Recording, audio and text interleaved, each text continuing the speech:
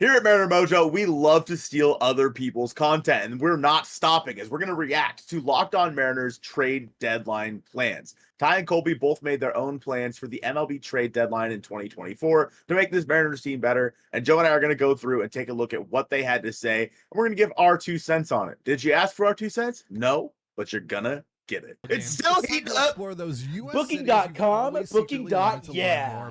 I like booking.com. I'm talking about first. We'll start with Colby's. So Colby kicks things off by targeting Tigers infielder Andy Ibanez as the Mariners trading them. Jonathan Clase. So do we want to hear Colby's response first, or should we give our thoughts before hearing his reasoning? I want to hear his reasoning because I already know you love this. So I don't necessarily love it, but Andy Ibanez, like I've been there for about a season and a half. 1-for-1 Clase for Ibanez. So Colby, walk us through the deal. So yeah, Ibanez, interesting guy. He's had his moments in the past. You get him for 4 years, 4 full years after this year. But I believe he'll be Super 2, so he will be ARB eligible. So it's not a rental per se, but it's also not a super high impact bat. But Ibanez does do a couple things well. He's a really good defender, particularly at second base, but he could also play third base and shortstop. So there is really, he could play all 4 infield positions. So he's help off the bench, but the main reason I'm targeting him this year, he's hitting 390, 424, 623 against left-handed pitching. That is a 192 WRC plus. So I look at Ibanez as a third bat, as a platoon guy who could play second or third, maybe against left-handed pitching. And then also occasionally play against right-handed pitching. It also frees up Dylan Moore to play the outfield if need be. So I think the Ibanez addition is, let's get a little bit more defense in our infield and on our bench. Let's get somebody who crushes left-handed pitching, who, you know, very realistically could hit 5th against lefties in the right lineup, but also can play short if we need him to, can play third, mostly if we need him to, can play second, and is not making really any money this year. So it's a cheap bench upgrade who's going to start about 35% of the games for the rest of the year when you look at the big picture of things. And yeah, Clase, trading 6 years of Clase. I know a lot of people like him. You guys know that I'm not really a huge fan of him, but you're trading 6 years of Clase for 4.5 of Ibanez if you want to keep him for 4.5 years. Basically, you're trading a 4th outfielder for a utility infielder.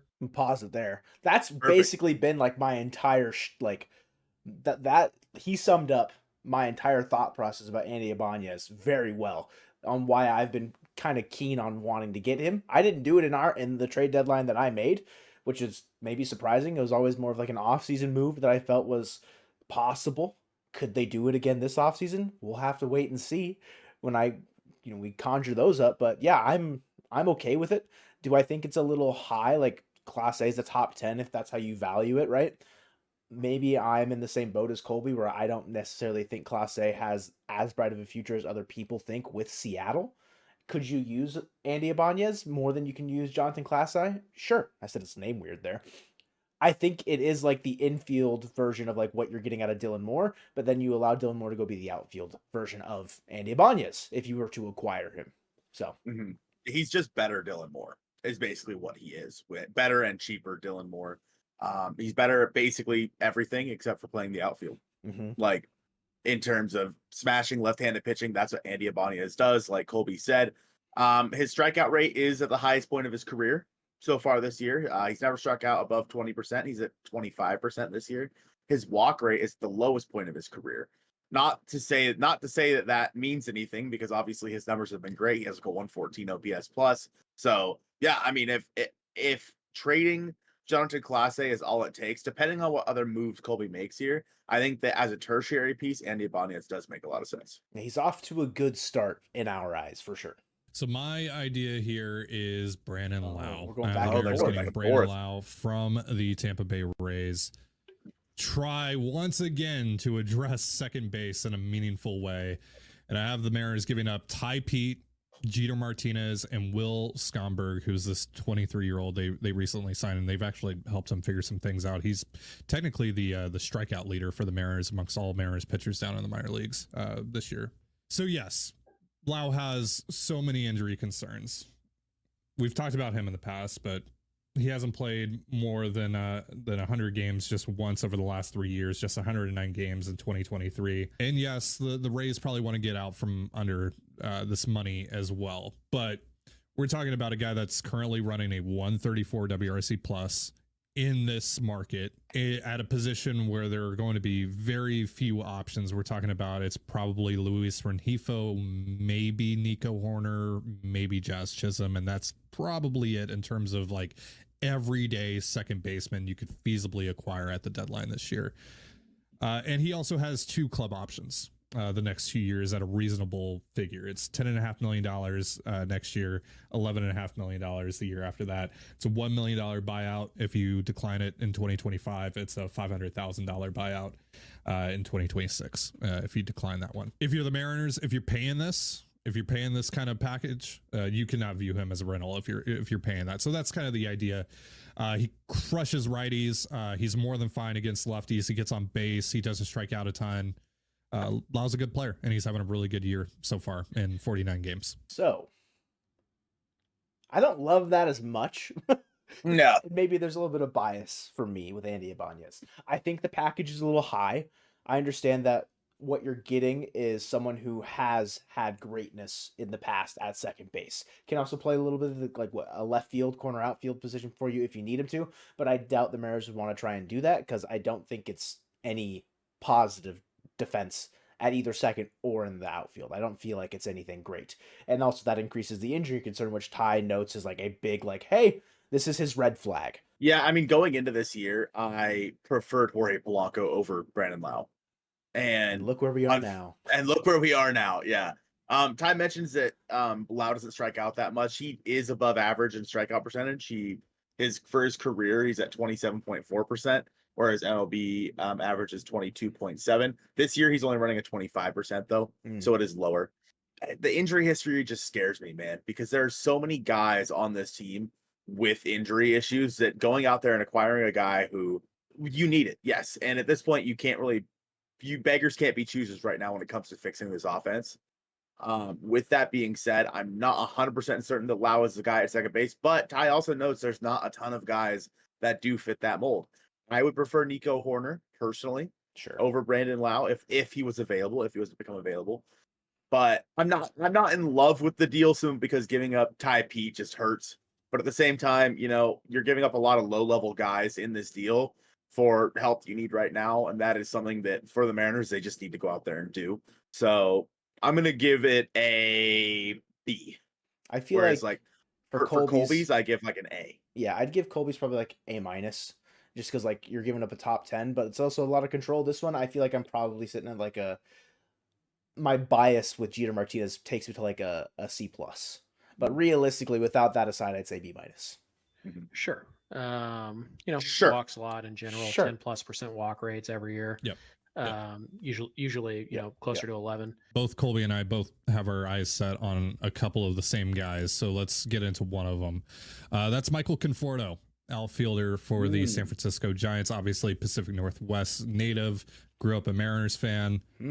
So your deal here, Colby, is Conforto and right-handed reliever Tyler Rogers from the Giants for Dom Canzone, Ben Williamson, and Michael Morales. So walk us through this one. Yeah, Conforto's a rental who's having a pretty good year. Not a great year, pretty good though. Doesn't really help you much defensively. Not a high on base guy, at least this year. He's got left-handed pull power. He hits for a decent average. He puts the ball in play a fair amount. And he is, at the very least, he's much better than Mitch Haniger out there in a corner. He's better than, Dom Canzone in a large sample in a corner. So Conforto's a pretty easy upgrade to me. He hits somewhere in the middle of your lineup against right-handed pitching. Rogers is kind of the sneaky prize of this deal, though. You get him for a year and a half. He is a submariner. So it is a different look out of this bullpen that the Mariners currently do not have. He's very good. He doesn't get a ton of strikeouts. It's not really his thing. Better than Ryan Stanek. Not as good as Andres Munoz that we've talked about. The Mariners needing to acquire. So to get kind of one of your secondary bat, which I think Conforto qualifies as a second bat. I think that's a fine second bat to go get, who helps you in the outfield. And then you also, on top of it, get this reliever who's, I wouldn't quite say he's high leverage, but he's really good. and he does things differently, and it's a different look than anything you have in your bullpen. In terms of cost, it's really hard to say. We just saw a year and 2 months of Hunter Harvey go for a ton. Rogers is at least as good as Harvey, if not better. But you're also throwing on Conforto's contract onto that, which the Giants don't need you to eat, but it's not like it's a bad thing if they save a little bit of money as they kind of retool for next year. So yeah, the price is a little bit up in the air. Like if they said, hey, we'll do this, but we want Ty Pete, like instead of like Williamson or something like that, I'd do that. Like I'd be okay with that because you're getting Rogers for all next year as well. But I do think a guy like Canzone is going to be of some interest to a team like San Francisco. They get a young major leaguer. They could play right away for the rest of the year, see what they have there. Essentially just replaces Conforto, and you get 6 years of that guy versus 2 months of Conforto. And then Williamson is he's a good prospect. Like, is he a great prospect? Is he a sexy prospect? No, but he's a pretty good prospect, pretty good get there as well. And so, and obviously Michael Morales is an interesting rising prospect who could be pitching in the big leagues in, 12 months, which is, something that's going to be interesting. So, I think this deal, if anything, is a little light maybe, and I would be willing to add something to it. I'm going to pause it before we see ties. Good pause. I don't know. I know that he says, like Colby's saying that he feels like it's a little light. I feel like it's too much. It's either, I agree that I don't think it's light. If anything, I feel like it's pretty on the money, given like the commentary about Tyler Rogers. You're breaking up the Twins. I don't know if how the Giants will feel about it, how the Twins will feel about it, but I think him being at the back end of the pen, like as a third or fourth option, is great. And then Conforto, if he's having a great year, I was pretty unaware of it if he's having like a decent year, but I understand like the idea of trading out Canzone, a guy that probably doesn't help you a ton this year compared to a guy that maybe has a bigger major league sample size like Colby is saying. I'm not in love with this trade though as much as maybe like I was with Andy Ibanez. I think that, so in terms of the year for Conforto, he's hitting 237, 310, 438 with a 115 OPS plus. He has 10 homers and 39 RBIs. Okay. It's like good, but it's like fine, I guess. I mean, he's striking out at about league average, walking about a little above league average. So I don't know. I think that Dominic Canzone can literally be that guy as soon as next year, if not the rest of this year. I really do. I think that's the situation like how we traded Prelander for Gregory Santos. Right. It's like you're trading Dom Canzone for the guy that he is going to be next year. The problem with that is you have Santos for like 5 years. Correct. You have Conforto for 2 months. That is the big difference, is the control. And Colby mentions that as like kind of like a harp on that trade specifically, but mentions bringing it back in with Rogers there. Yeah, I think that Conforto is an upgrade over Haniger and over Canzone. The end. That is what it has to be. I think giving up Canzone, I don't love the idea of giving up Ben Williamson because I do think he could be here next year. It's a great defensive third baseman prospect who's hitting well outside of Arkansas. Notable Arkansas, hard right-handed batter, place to hit. Yeah. I don't know if we've seen Ben Williamson reach his highest, and I don't know if he'll ever reach it with Seattle because it is a weird, not like a weird fit, but like Colby saying, like not a sexy prospect, not a great prospect, but definitely a guy that I think could turn heads. Yeah, I think that he's severely underrated personally. Like, I think that he should be on the cusp of like top 10 for the Mariners. Whoa. Maybe not after the most recent draft, like adding those guys in as well. But top 15, I think is where he should be. And you're giving up Michael Morales as well. Like, and then Dom Canzone. I don't know. I'm interested to hear ties because I don't know how in love I am with Colby so far. Or is it just the player of Conforto? Maybe you're not super. I also just don't really care for the player of Conforto. That is true. So my Conforto idea was just Conforto straight up. And the Giants get Ben Williamson and Ricardo Cova, who's a 20-year-old infielder, outfielder, who's had some success down in the complex league in the DSL. He hasn't played affiliated ball yet, stateside, but I also have them taking on the contracts of Jorge Polanco and Luis Arias just to kind of offset some of the money. So Conforto, I did the math on this. Conforto is still owed $7.3 million for the rest of the year. Polanco is owed 4.2 if you include his buyout, it's 4.9. Then there's $2 million left on Arias's deal as well. I don't have the Giants chipping in any money to make up the difference, but it makes up most of it. It's about $1.1 million off in terms of just 2024 payroll is concerned. But Conforto is a really nice fit. Obviously, you know, the Pacific Northwest connection, so that's a nice little story. But he's slashing 237, 310, 438, 112 WRC plus this year. He's actually held his own against lefties this year as well, so he's not unplayable in that regard. Historically, though, he's been a 93 WRC plus against lefties, so you probably don't want him facing lefties as much, but he's fine. Like, you can use him. Like, 93 WRC plus isn't a disaster. You have Robles and Moore. You don't have to sit him against every lefty, but you have options there if you want to. So I think that's it for Ty. Mm-hmm. Go ahead. No, you. I don't know why the Giants would take it. Same. Like, the only reason is like enticing with Ben Williamson. If they value him at third base, like as like a Matt Chapman replacement when Matt Chapman's not there. And maybe that is something that we just talked about, how like, well, Ben Williamson's pretty decent, but I don't know if that's enough to entice the Giants to take on Polanco and Urias, if that makes sense. Basically just offset the contracts. Yeah, I don't know if that makes sense for me. And maybe that's, I don't know enough about Ricardo Cova. I don't know enough about him. If he's a 20-year-old just still in the complex league, that feels late. So I feel like it's almost like you're packed, like the quantity over quality, and just hoping the Giants take it. And maybe they view it as like they also just don't need Conforto for 2 months. They'd rather take on a little bit of control, take a flyer on a guy like Williamson, and maybe Polanco turns it around and they can take his club option. I think Urias has 1 more year of control as well. Like, that's another guy. Maybe they figure it out in San Francisco for whatever reason. But what were you going to say? That's how I look at it too. If the Giants were to do this, they'd be valuing the control of the guys they'd be getting over the 2 months of Conforto that they'd be giving up. And even if they don't plan on using Ben Williamson, they can always use him in a trade later as well. Whereas Conforto, you have for 2 months, then he's gone. If I'm the Mariners, I'm doing this. But yeah, that trade specifically I would do is if I'm the Mariners, for sure. I don't think the Giants do it. But overall, I mean, in terms of, you know, which trade I like more, I like Ty's more. Because, like you said, it's quantity over quality.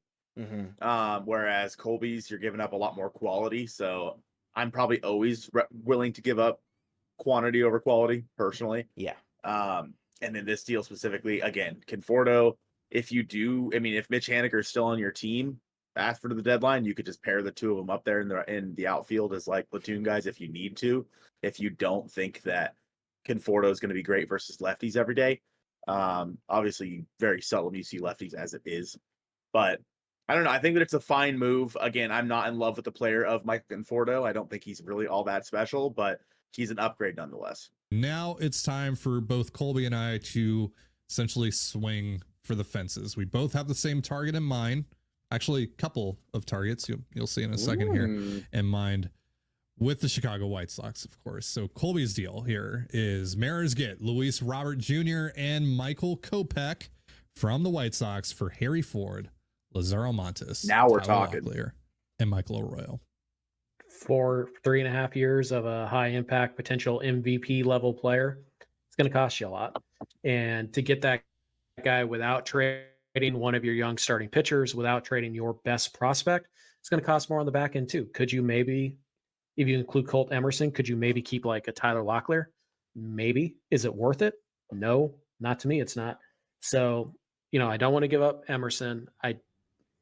So you take him out off the board. You have to get creative on the backside. You have to get aggressive on the backside. This is a guy, there's going to be a lot of teams vying for Robert. Chicago is one of the only true sellers on the market right now.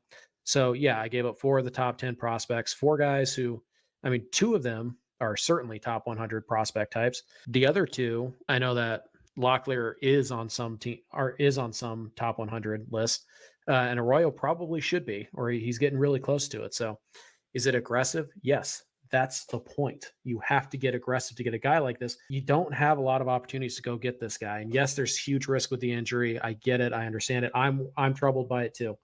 But you don't have a lot of opportunities to go get a player of this magnitude And sometimes you have to take the shot. And when you look at where you look at how they drafted this time around, if you look at how they've developed the last few years, I'm confident that the Mariners farm system is going to be fine and it will rebound back to these great heights. And this is what you have a farm system for. Luis Robert is the type of guy who can swing, the pendulum of power in the American League, not just the ALS, in the entire American League. If Robert is that guy for the next 2 months, the Mariners are going to be considered by a lot of folks favorites to go to the World Series, because if he's that guy, you're as good as Baltimore, you're as good as New York, you're better than Cleveland. Is there a risk that he's not that guy? Of course, it's only 2 months. You never know what you're going to get with these guys. But to me, it's a bigger risk not to go make a move like this and just sit on your hands and hope that these guys all get to the big leagues in a couple of years and hope that the guys on your current roster figure it out. He didn't talk about Kopech at all.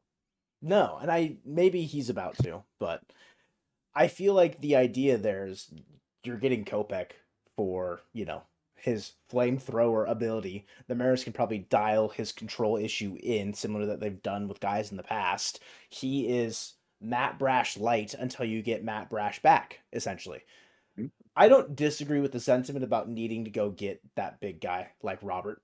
I think I'm still troubled with trading Harry Ford, just based around like the depth that you have. I would rather, and it's maybe the deal doesn't get done in that regard, but I'd probably rather trade Celestin in that package, because and does that make sense for the White Sox? I have no idea. I really don't think so. They've got Colson Montgomery. If Celestin sticks it short, how does that work? I'm pretty sure that the White Sox got a decent catching prospect. I think Cuero from the Angels in the Giolito trade. Do they need Harry Ford? I don't know. They've got Corey Lee.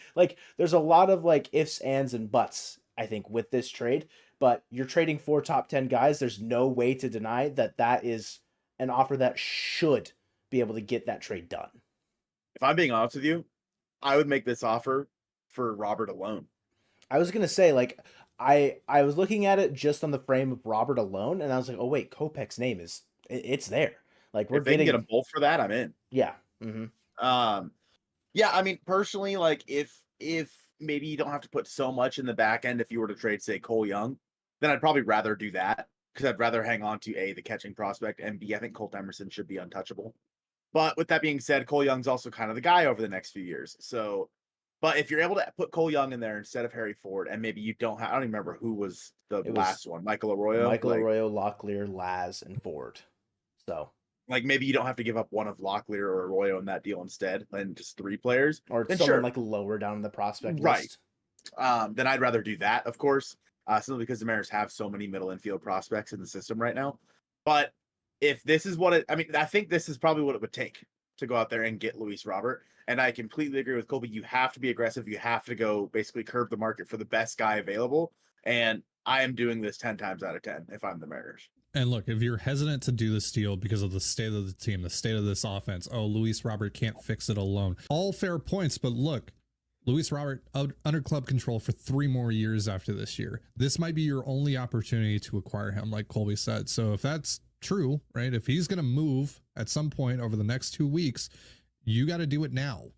Right? It doesn't matter what the context of your season is. If you really like Luis Robert, if you really want Luis Robert to be a Mariner, you got to do it now. So it doesn't matter what else is happening around you. It doesn't matter what the build of this current team is, because again, I get Luis Robert for another run at it for the next 3 years after this as well. So my idea here for Robert, it's also Robert and Kopech. Look, with Kopech real quick, yeah, he's running an ERA north of 5. Yeah, he's got a high walk rate. Yeah, he's got a negative F4, but he gives the Mariners something that they just don't have a ton of right now in their bullpen. That's swing and miss, consistent swing and miss. I want that guy in this bullpen. I want that fireman that it's do or die. I need a strikeout. Yeah, things could go sideways, but the upside of being able to get a strikeout in that moment is what's most important. Now, we've talked about this a little bit on the show. If the White Sox just want the best prospect package overall, I don't think there's a team that can outbid the Mariners except for the Baltimore Orioles. But if they want a pitching headliner, that's where we run into a little bit of a problem here. So I have the Mariners essentially trading 1-for-1 Lazaro Montes for Bubba Chandler. The Pirates have a ton of pitching talent. in their farm system that is relatively close. And they obviously have guys like Paul Skeens and Luis Ortiz. So they trade Chandler for Montes. And I thought about Cole Young. Cole Young doesn't make a ton of sense because he's close, and they already have O'Neal Cruz, and they're going to have Tamar Johnson come up within the next year or so. So that didn't really make a ton of sense.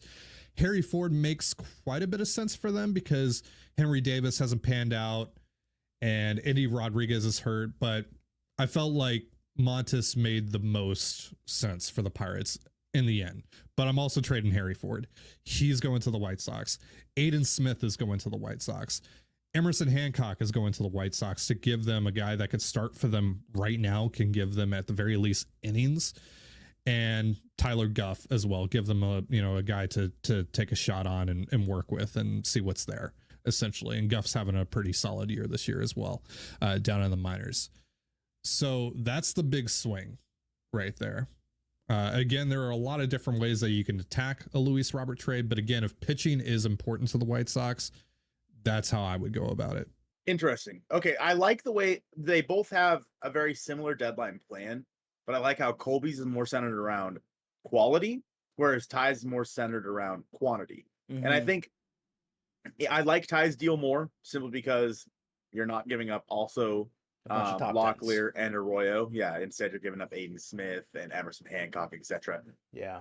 And because of that, I think it makes sense. You lose Harry Ford and Lazaro Montes, which is so sad, in either deal. I think I agree with Ty's here more. I think I get, like I said, I will always rather go quantity over quality, because you have certain guys in your system that I just don't think should be touchable. Personally, I think Lazaro is one of those guys, but that's just my bias. Sure, and that maybe they don't feel that way.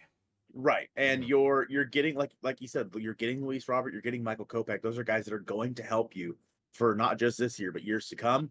If this is the price that needs to be paid, I'm doing that 10 times out of 10. I like both deals. I would be fine with either of them. I do prefer Ty's over Colby's in this situation. So yeah, I think that I give either of those trades an A. They both get an A. I think in practice, like in the idea of what they're doing, getting a superstar caliber player at the trade deadline for the Mariners, they accomplished that goal. It's an A. I think execution, and it's probably just based around like bias, how you're saying, like what I view as like important as like a farm system, stuff like that. I honestly feel like I like Colby's like more direct approach better, if that makes sense. Having to facilitate that trade with the Pirates, I feel like there's a different way to go about it other than like a top prospect for a top prospect, if that makes sense. So I might prefer Colby's in this situation, but I think they both do the job like well enough to be like, yep, that's what we needed to do. You went out and got two guys that are going to help this team push for the playoffs. And would I give it an A? I'd probably give it like a B+.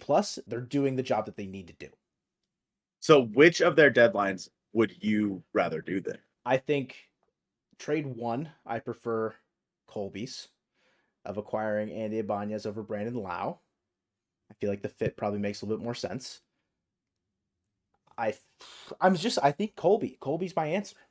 I'm going with Colby. My only hang up with that one is it on both ends, I think, is the Conforto trade. I don't know if that trade fully kind of can come to fruition based around what the Giants would want, but also like how it all fits together for the Mariners. I like the idea of getting an arm from the Giants, like Colby added 2 arms in Kopech and Rogers, really, really solidifying like a death bullpen attempt, part 2, run it back kind of a situation. Whereas Ty, it's more straightforward of like singular guys aside from the White Sox trade, which gets really crazy because you're acquiring someone like Luis Robert, but still adds that bullpen piece that I feel like is kind of necessary at this deadline. I don't think either one I would be disappointed in or let down. Absolutely not. They're definitely like, yep, this is kind of like pushing some chips in, but I'd probably prefer Colby's at the end of the day. I think I prefer Ty's simply because Colby's you end up getting a bench bat in Ibanez. Sure, like whereas Ty's you get an everyday guy in Brandon Lowe that just makes sense. When you get Lowe, you get Conforto, you get Robert and Kopech. Like adding those 4 guys, as well as like Ty said, having a lot of your top end of your farm system still available, I'm in. With that being said, I don't necessarily know if Ty's trades get it done as well as Colby's do. Colby's is very aggressive, very to the point, like we are going all in. We're putting our chips all in.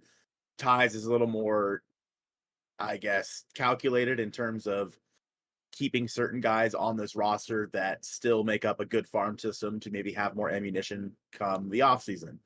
And because of that, I think I do go with Ty's, although again, I'm not 100% certain that his deals get it done compared to Colby's. Now, rank, like, what team is better? Their version of the Mariners after the deadline?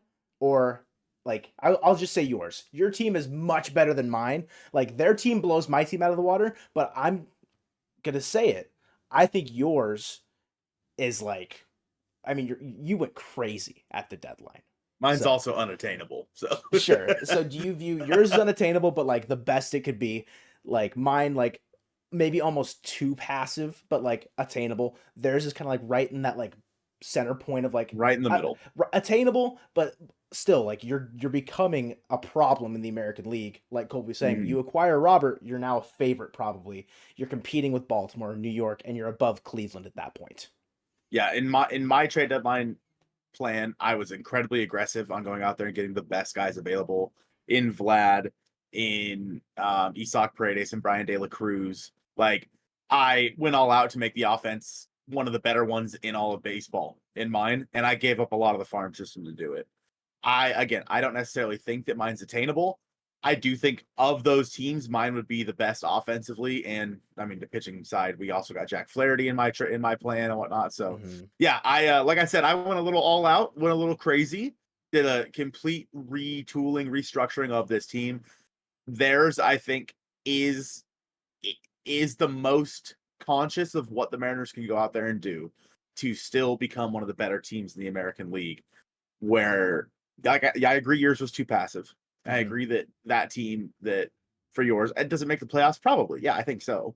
I just think that their team has a chance to be possible, A, and 2, win the World Series. Which should be your goal during the deadline. Ultimately. Right. Like make your team that's a contender actually have a shot at the World Series. And that is why Ty and Colby are smarter than us. Correct. That's why they're the #1 Mariners podcast on the platform. Make sure you guys go subscribe to them if you don't. It'd be weird, I feel like, if you guys weren't. You know what I mean? Like it'd be weird if you guys were watching us and this and not subscribe to them. But also, but if you want us to keep subscribe to us too. If you want us to keep stealing their content, like the video. Thanks for watching. Go Mariners.